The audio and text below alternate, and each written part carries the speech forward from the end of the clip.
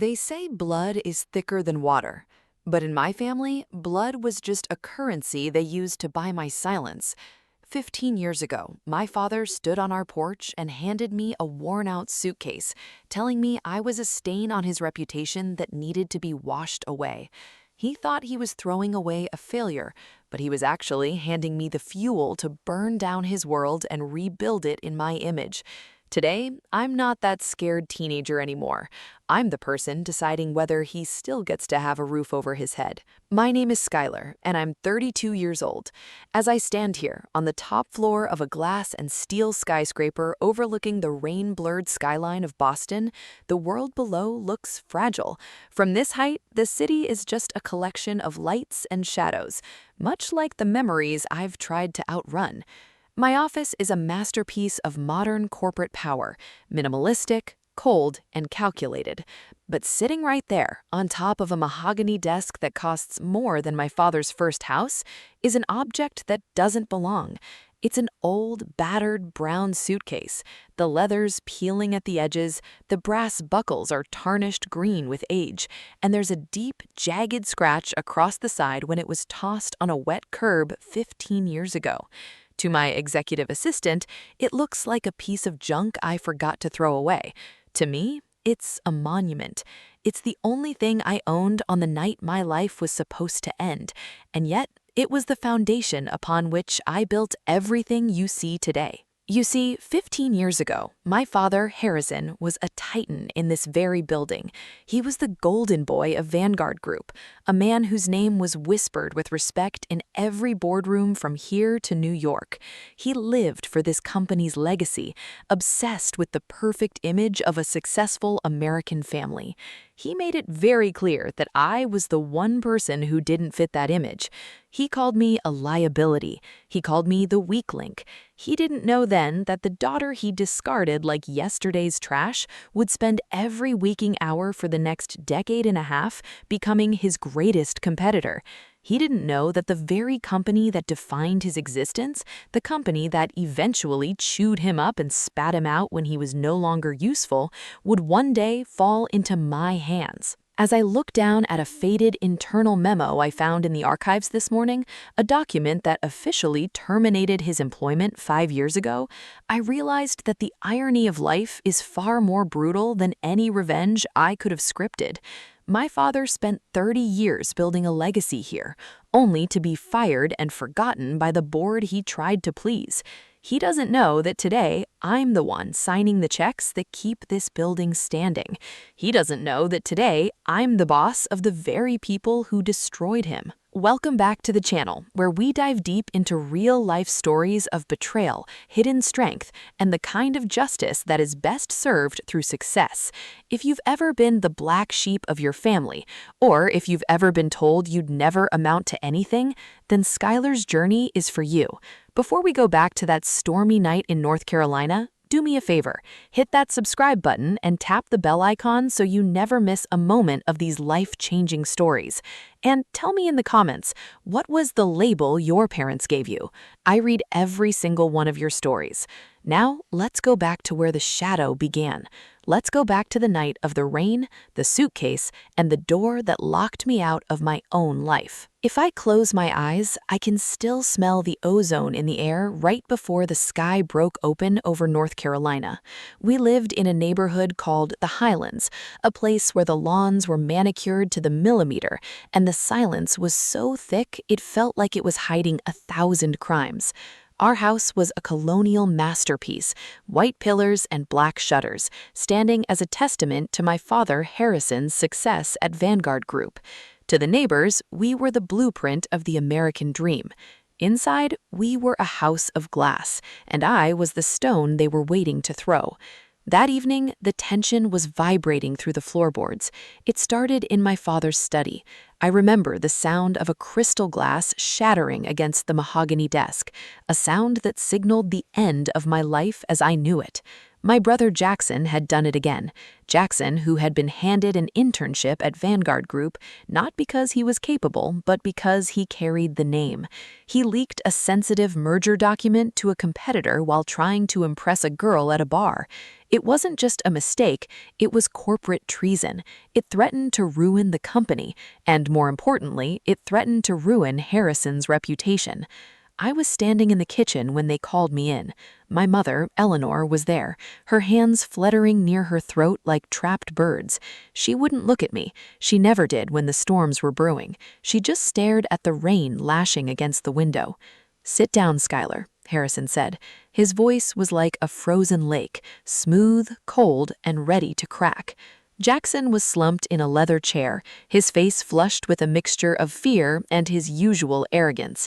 He didn't look sorry, he looked annoyed that he'd been caught. "Jackson made an error," Harrison began, his eyes fixed at me. "But Vanguard cannot survive the truth. The board needs a scapegoat. They need to see that the person responsible has been dealt with. If it's Jackson, his career is over before it begins.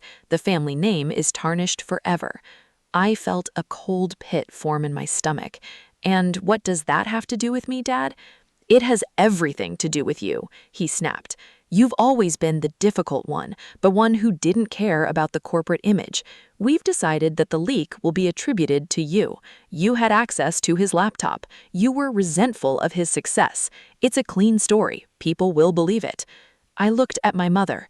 "Mom, are you hearing this? He wants to frame me for a crime I didn't commit.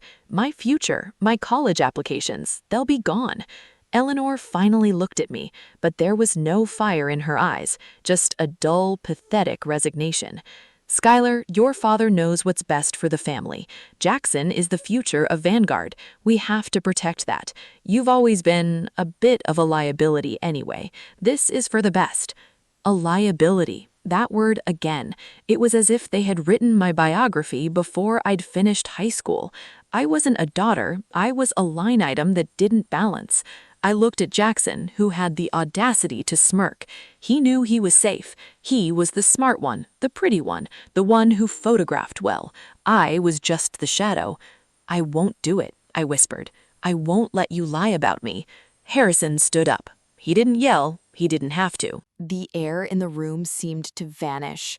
"You don't understand, Schuyler. This isn't a request. If you won't help this family, then you are no longer a part of it. I will not have a traitor under my roof." He walked out of the study and headed straight for the hall closet. I followed him, my heart hammering against my ribs so hard I thought it would bruise. He reached for the top shelf and pulled down a brown, dusty suitcase. It was an old thing, something he'd used in his early days of traveling for business. He threw it onto the floor. The sound was like a gunshot. "Pack," he said. "Dad, it's 10 o'clock at night. It's a thunderstorm outside." "Pack," he repeated, "or I will do it for you." And he did. He pushed past me into my bedroom. He started grabbing things. Not my favorite clothes, not my books, not the sketches I'd spent years perfecting, but just whatever his hand landed on first. A few sweaters, a pair of jeans, some basic toiletries. He shoved them into the suitcase with a clinical, terrifying efficiency. It wasn't an act of anger, it was an eviction. My mother stood in the doorway, watching him erase me from the room. She didn't move. She didn't say a word. I realized then that her silence was the loudest betrayal of all. She was giving him permission to kill my spirit. She was signing my exile with her quietness. "You have 5 minutes," Harrison said, clicking the buckles of the suitcase shut. The leather was peeling, a small jagged scratch on the side catching the light. "I've put $200 in the side pocket. That's the last cent you will ever receive from me. From this moment on, you are not a foster. You are nothing."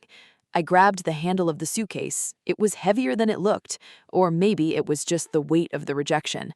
I walked down the stairs, past the family photos where Jackson was always front and center, and I was always a blurred figure in the background.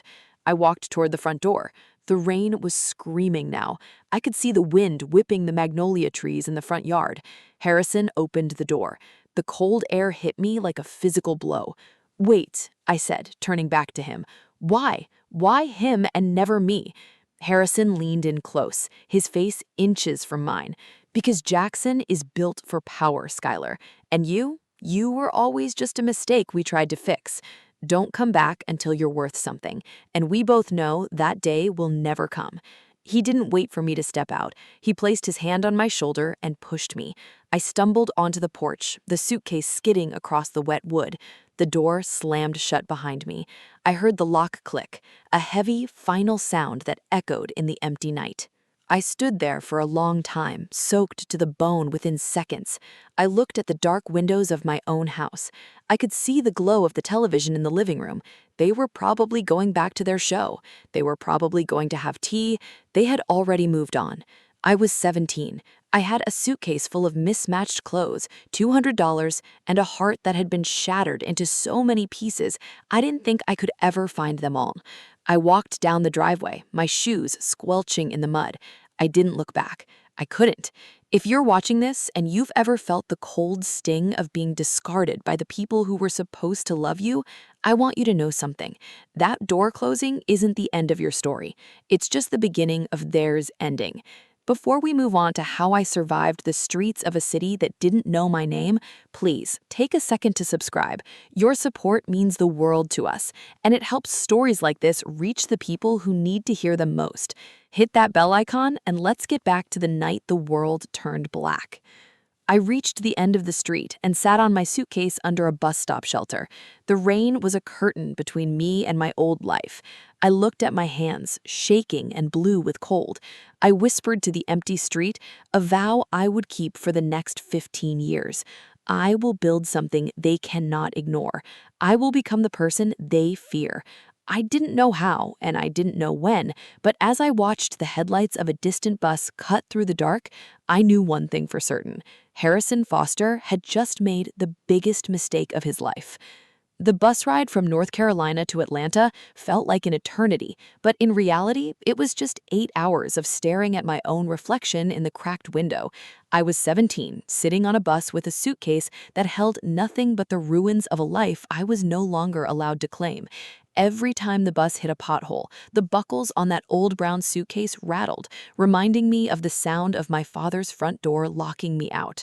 I didn't cry. I had realized that night that tears were a luxury for people who had a place to go. I didn't have a home. I had $200 and a vow I whispered to the dark highway.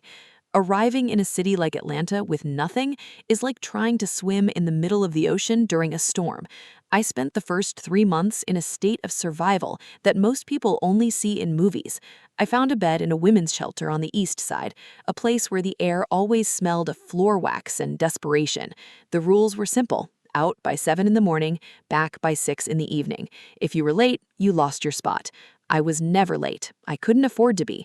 My first job was at a 24-hour diner called the Greasy Spoon near the interstate. I worked the graveyard shift from 11 p.m. to 7 a.m., serving coffee and eggs to truck drivers and people who, like me, had nowhere else to be.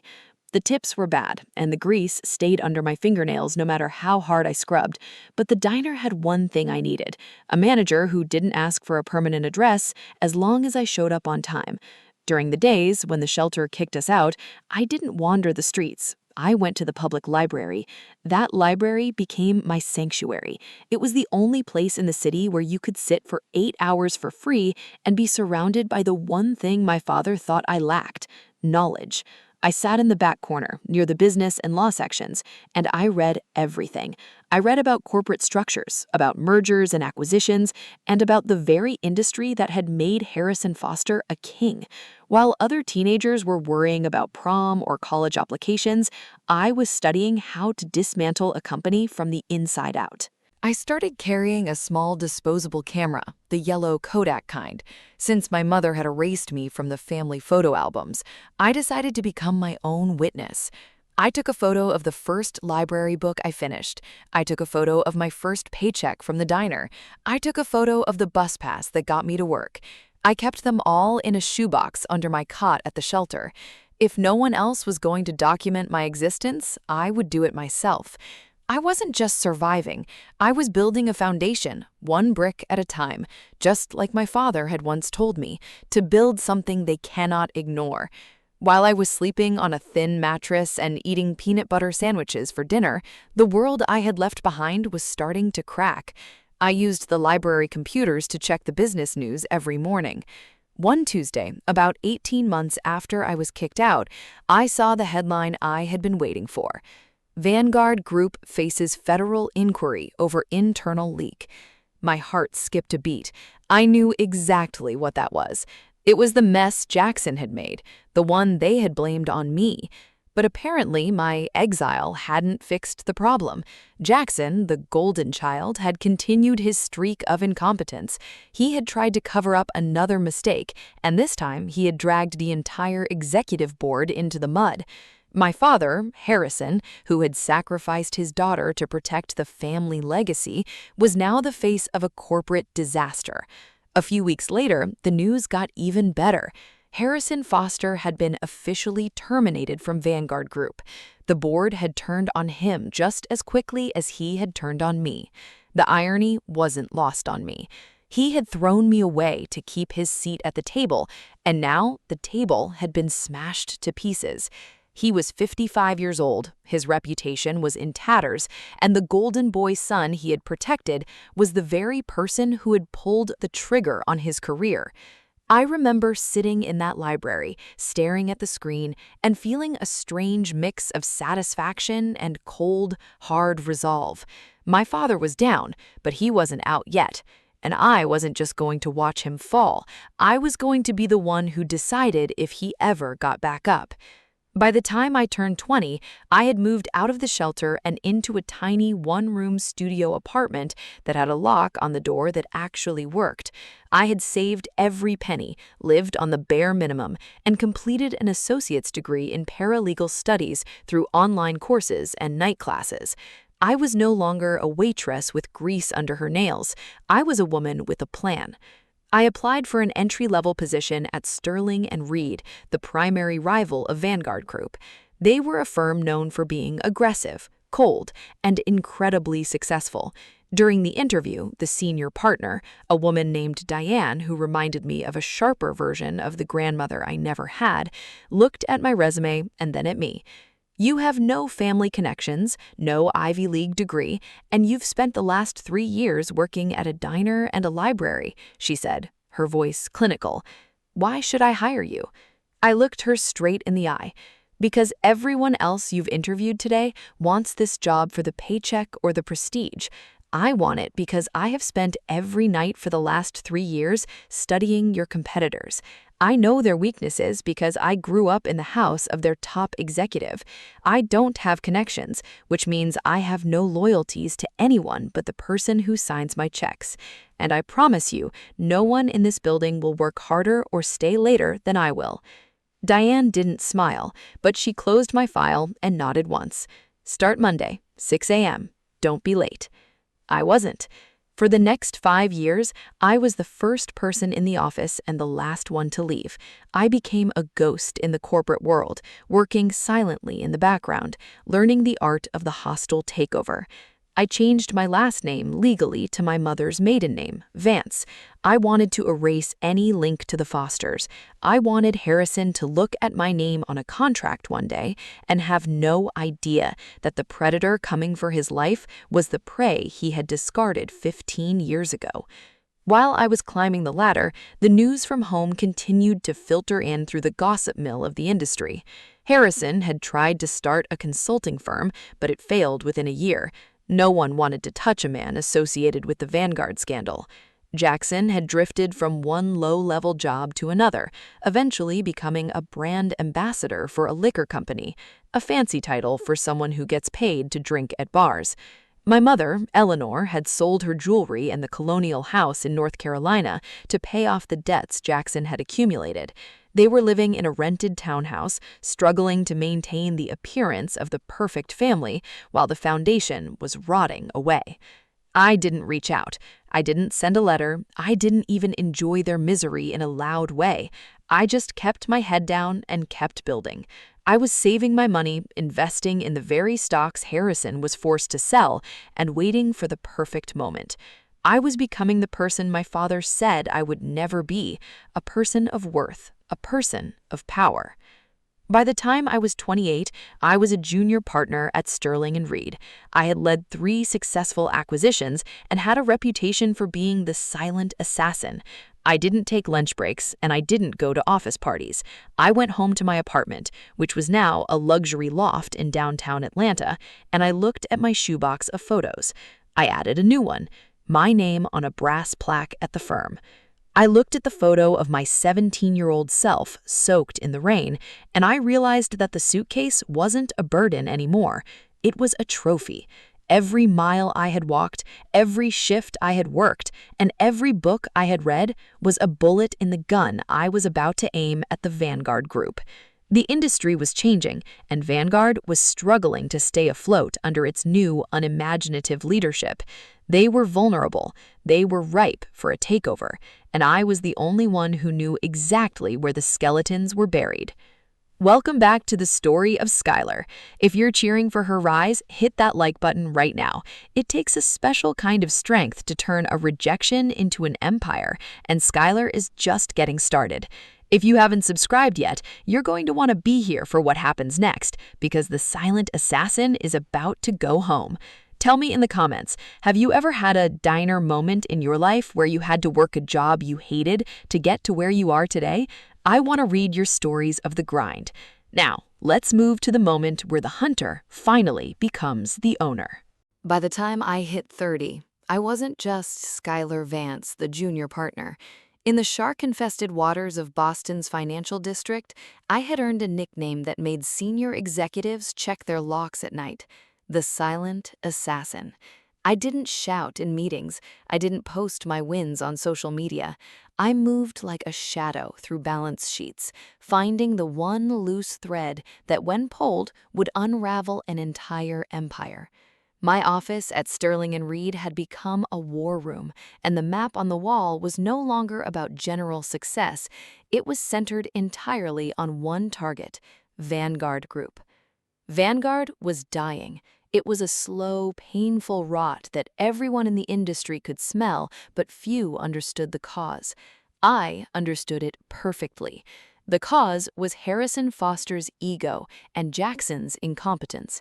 After Harrison was forced out, the board had tried to keep Jackson in a mid-level management position, hoping to preserve the Foster legacy for the sake of the shareholders.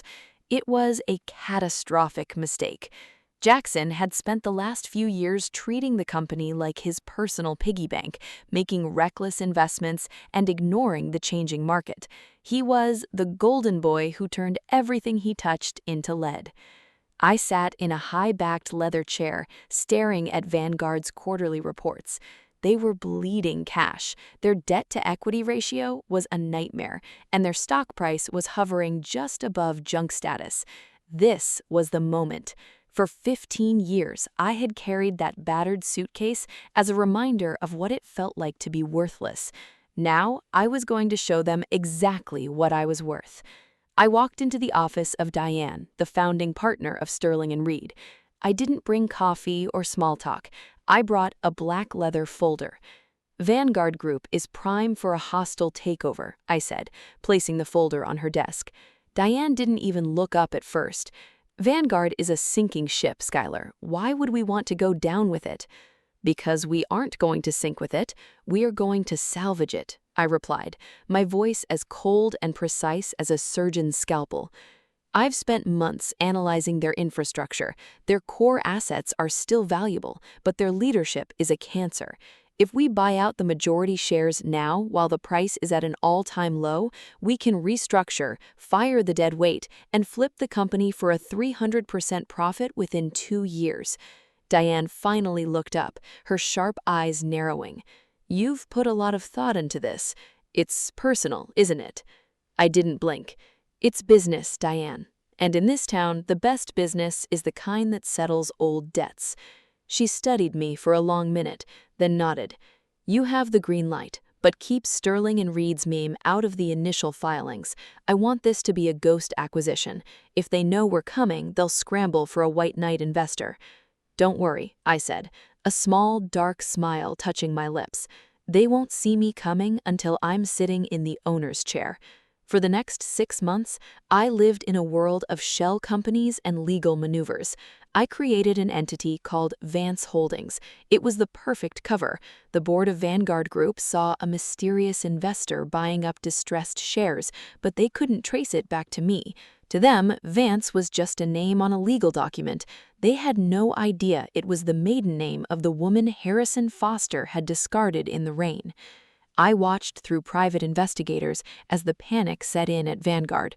I saw photos of Jackson leaving the office early, looking frustrated and disheveled.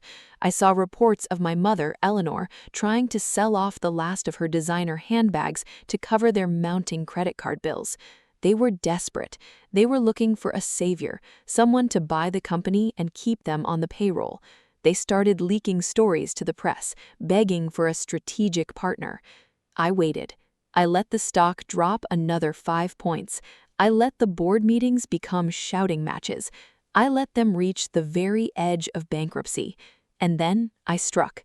Vance Holdings made a formal offer to the board, a complete buyout of all remaining shares, an immediate infusion of capital to pay off the predatory loans Jackson had taken out, and a total restructuring of the executive team. The board, terrified of losing everything, didn't even put up a fight. They voted yes in less than an hour. The day the deal was finalized, I sat in my apartment, staring at the digital signature on the screen. It was done. Vanguard Group, the company that was my father's god, the company he chose over his own daughter, now belonged to me. I was no longer the girl with the suitcase. I was the landlord of their lives. But the takeover wasn't complete. A company is just a collection of buildings and papers. The real victory would be the look on their faces when they realized who their boss was. I had scheduled a mandatory all-hands meeting at the Vanguard headquarters for Monday morning. The memo stated that the new CEO of Vance Holdings would be arriving to outline the new direction of the company and announce the first round of terminations. I spent Sunday night packing. I didn't pack clothes for a trip. I packed that old, battered brown suitcase. I cleaned the dust off the leather, but I left the scratch, the one Harrison had made when he kicked it across the porch. I wanted him to see it. I wanted him to remember the sound it made. Welcome back to the channel.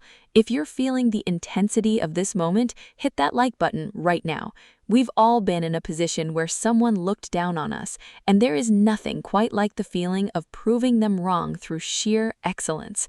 If you haven't subscribed yet, make sure you do, because you do not want to miss the climax of Skylar's story. In the comments, I want to know, what is the one thing you would say to someone who told you that you would never succeed? Your words might be the inspiration someone else needs today. Now, let's move to the Monday morning that changed the Foster family forever. I woke up at 5 a.m.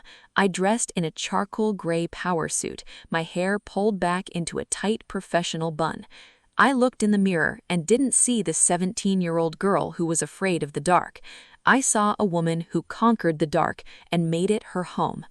I drove to the Vanguard headquarters, the same building where I used to wait in the lobby for my father to finish his important meetings.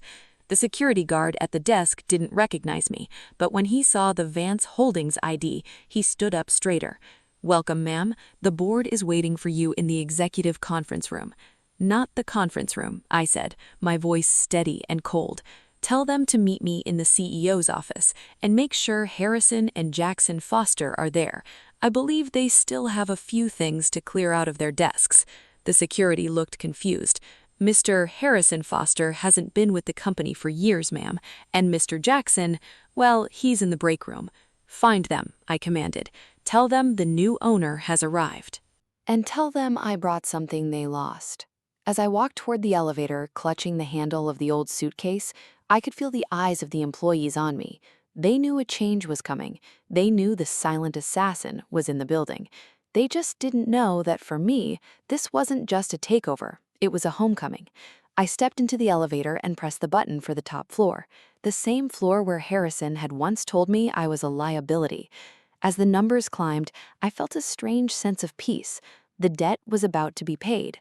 The suitcase was about to be opened, and for the first time in 15 years, the rain was finally going to stop. The lobby of the Vanguard Group headquarters was exactly as I remembered it, cold, echoing, and designed to make a person feel small. But as I walked through those glass doors, I wasn't the one feeling small. I watched from the corner of my eye as two men sat on a designer leather sofa near the elevators. They looked out of place in this world of high-stakes finance. One was an older man, his suit a little too loose for his shrinking frame, his hands trembling as he checked his cheap watch. The other was younger, wearing a flashy shirt that screamed desperate for attention, tapping his foot with an impatience he hadn't earned. Harrison and Jackson Foster. They didn't look like the kings of the castle anymore. They looked like people waiting for a miracle, unaware that the person they were waiting for was the very girl they had erased from their history. I didn't stop to greet them. I didn't even look in their direction. I walked straight to the executive elevator, scanned my Vance Holdings ID, and felt the smooth pull of gravity as I ascended to the floor that had once been my father's throne. I sat behind the massive mahogany desk in the CEO's office. I had cleared everything off it except for one thing, the old, battered brown suitcase. It sat right in the center, its tarnished brass buckles catching the morning light. I turned my chair around, facing the window, looking out at the city of Boston. A soft chime on the intercom broke the silence. "Miss Vance, Mr. Harrison Foster and Mr. Jackson Foster are here for their 10 a.m. appointment." "Send them in," I said. My voice was a whisper, but in the quiet of that room, it sounded like a gavel hitting a block. The heavy oak doors creaked open.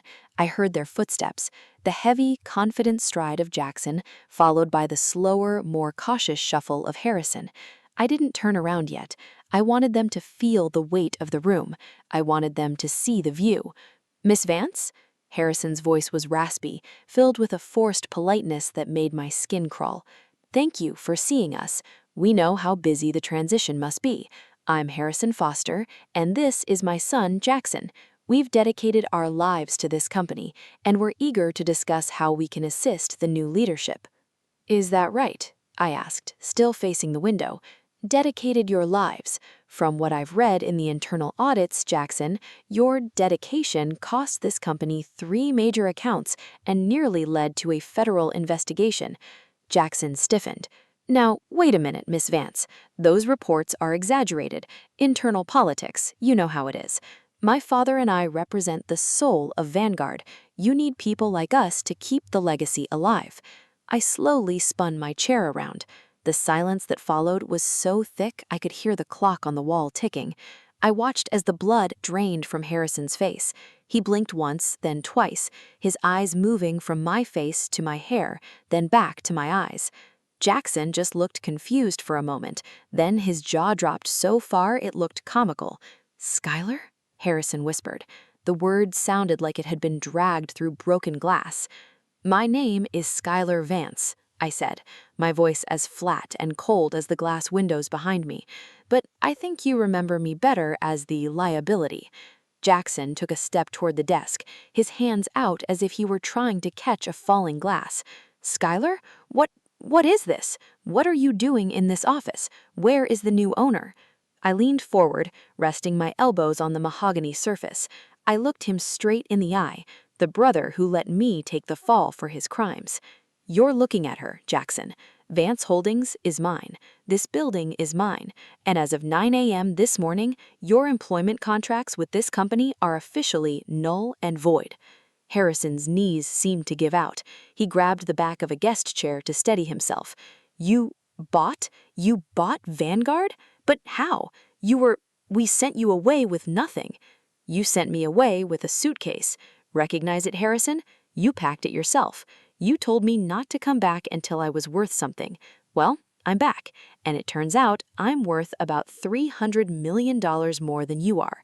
If you're watching this right now and you've ever had a moment where you realized the person who tried to destroy you was actually just building your platform, hit that like button. We've all been the underdog, but Skylar's story shows that sometimes the best way to deal with a closed door is to buy the whole house.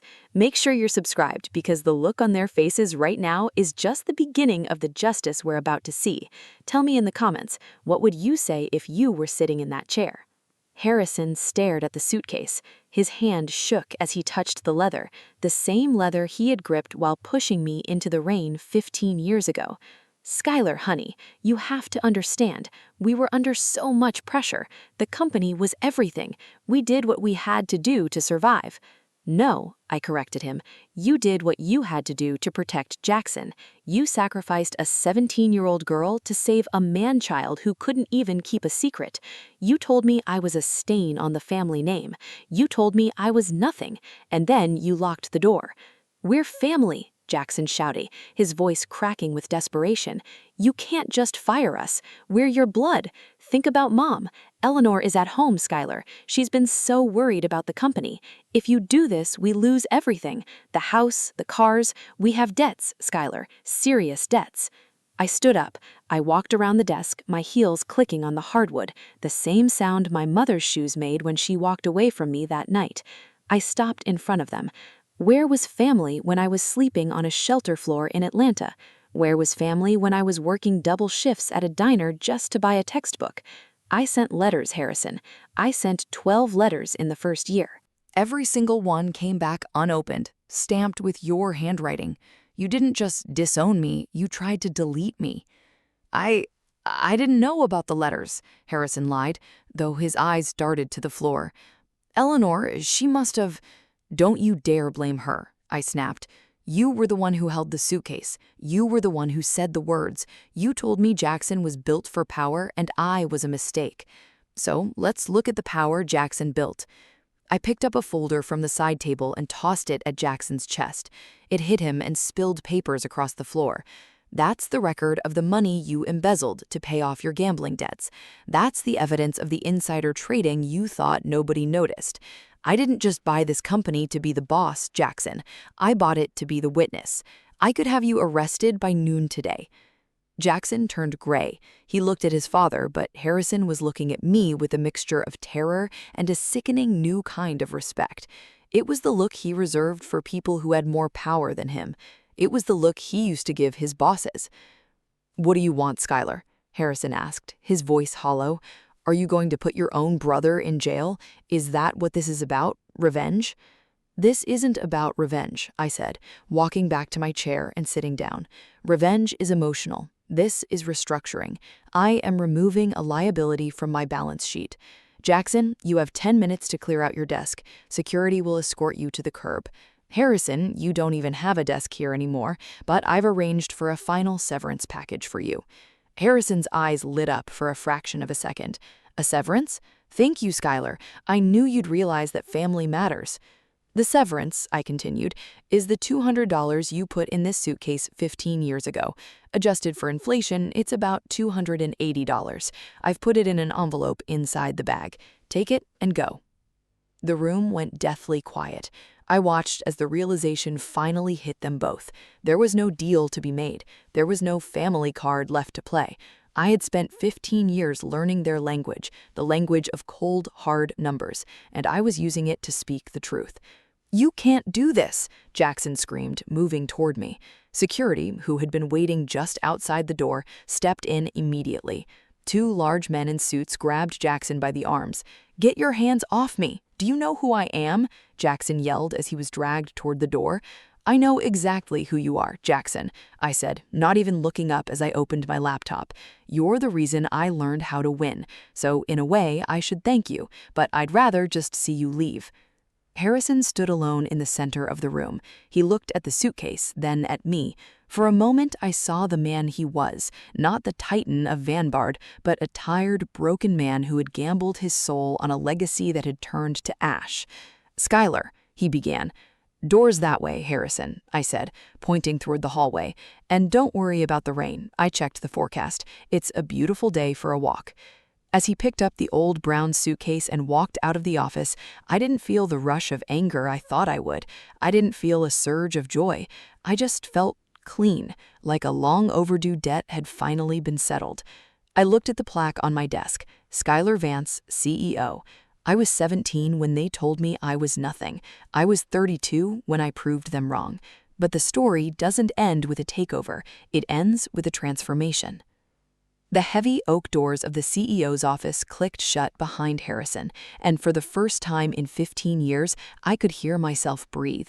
The silence that followed was not the heavy, suffocating silence of my childhood home.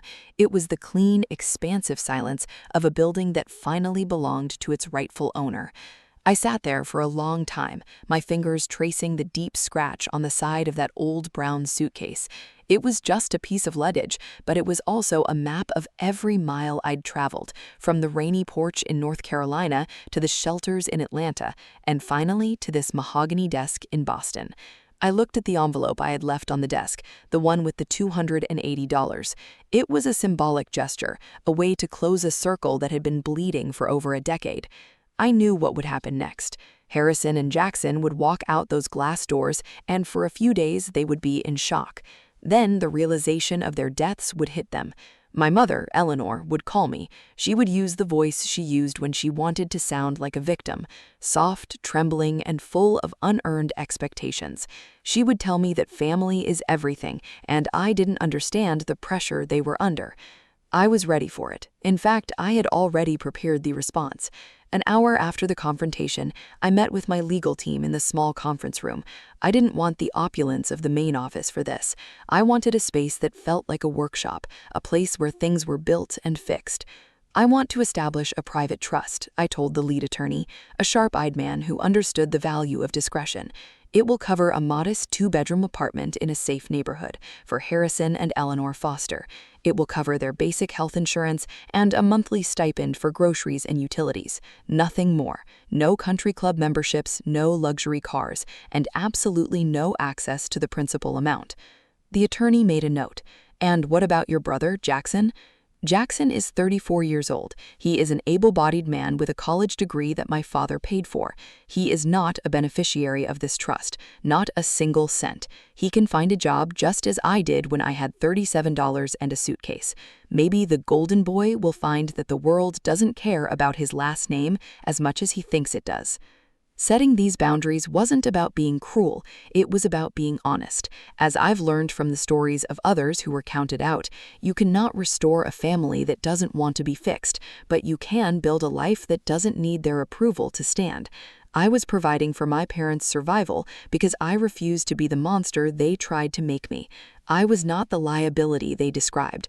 I was the one who kept the roof over their heads when their own choices had blown it away.